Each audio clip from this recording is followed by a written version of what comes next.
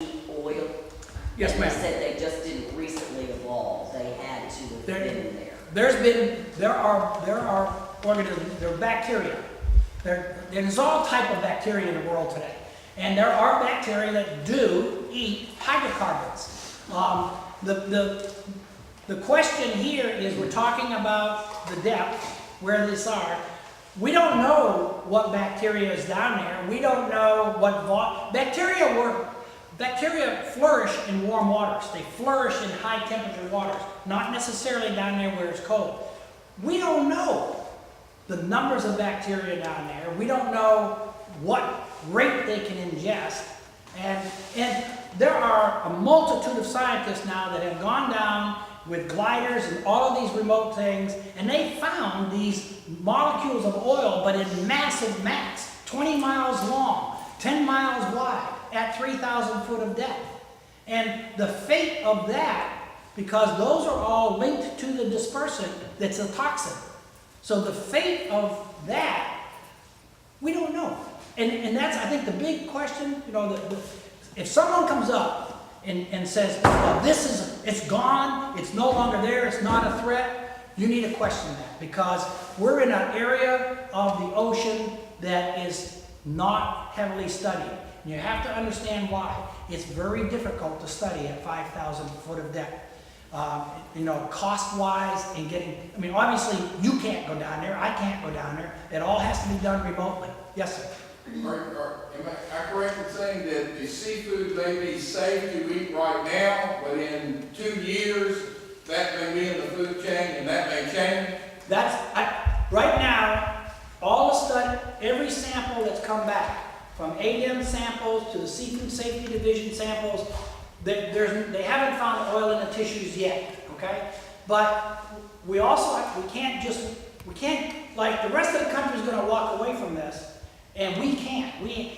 These studies and these testing of that tissue will have to go on to make sure that it doesn't end up accumulated into the tissues.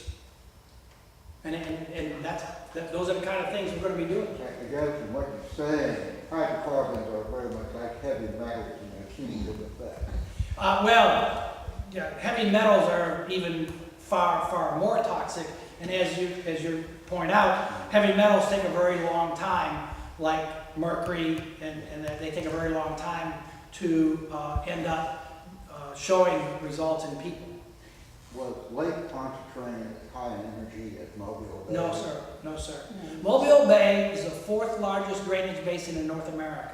43 billion gallons of water every day enter the bay, and on falling tide, push out the bay. The largest energy source, the largest river system is Mississippi. The 4th largest is Mobile Bay. And both of those empty into the Gulf. Yes, ma'am. How about our air quality? Yeah, that's been brought up a lot. People say, oh, the oil has been atomized, people are breathing in and stuff. Again, now I'm not an atmospheric scientist, but there are people that have been collecting that data ever since the beginning, sampling the air, and no one's reported that there's any hydrocarbons in the air. You know, I mean, they could stick a thing up here on Airport Boulevard and there'd be a lot of hydrocarbons in the air, you know, just from the car traffic. But no one on the coast has reported the hydrocarbons in the air coming in. Do you think that that's something that could happen later? I do not. I think if it was going to happen, it should have happened when the oil first came to the surface, because that's when it would have been volatilized. They didn't let it come to the surface. So the trapped gases, the benzenes, hexenes, xylenes, they're gone. The gases in that have pretty much been gone, dissipated. Yes, ma'am. If we have we hope you don't, but if we have a large hurricane coming in, what would that do to that oil? Good question. Nobody Would it knows. run away? We don't know. We don't know. That's a very, do hurricanes affect deep water, 3,000 feet? We're not really sure. We know it affects 300 feet of water. We know they affect 300 feet. When you move a mass of water off of one area, water is displaced back into that area. Where is it displaced from? 360 degrees? three-dimensionally as well. Perhaps, we don't know. Yes, sir. Back to the seafood. You're not finding anything. Is there any possibility that there is a dormant substance in there that could get dormant still in us and come active from what's out there now? Sure, sure, those possibilities exist, absolutely. You know, I mean, this is, again, this amount of dispersant has never been sprayed before either. Never. In the history of mankind, no one's ever used this much of a toxic chemical into the oceans. Yes, sir. Do we know what form the oil is still in that remains out in the Gulf? I mean, they're having a hard time finding it right now, aren't they? All indications are that it's molecular. It's down at the molecule level. What size molecule, I can't tell you. But when it's been dispersed at 5,000 feet, you end up with, you have heavy crude, black crude that you can imagine and put in your mind, and you spray this chemical on it, and it breaks the black crude into small, small molecules. And those molecules rise in the water column until they reach a point in the water column of neutral buoyancy. They reach a point where they don't rise anymore, they don't fall anymore.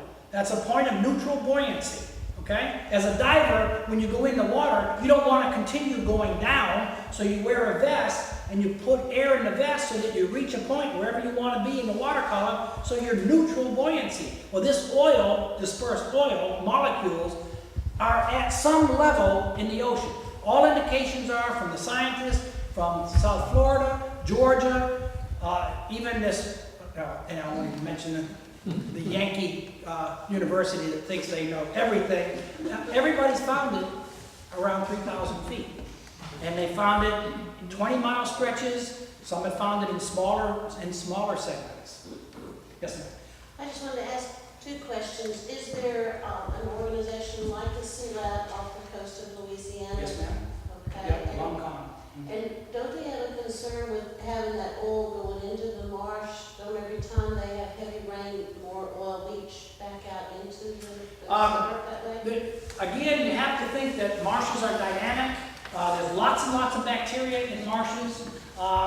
When that oil gets, and if you've walked around the salt marsh, you know how spongy it is. When that oil gets into that, I mean, it's probably going to be locked in there. And the next storm is going to cover it, you know, with more materials and stuff. Washing in and out, probably not.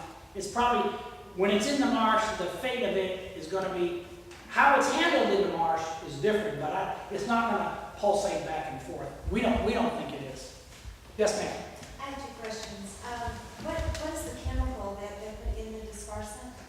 It's called Corexit 550, and it has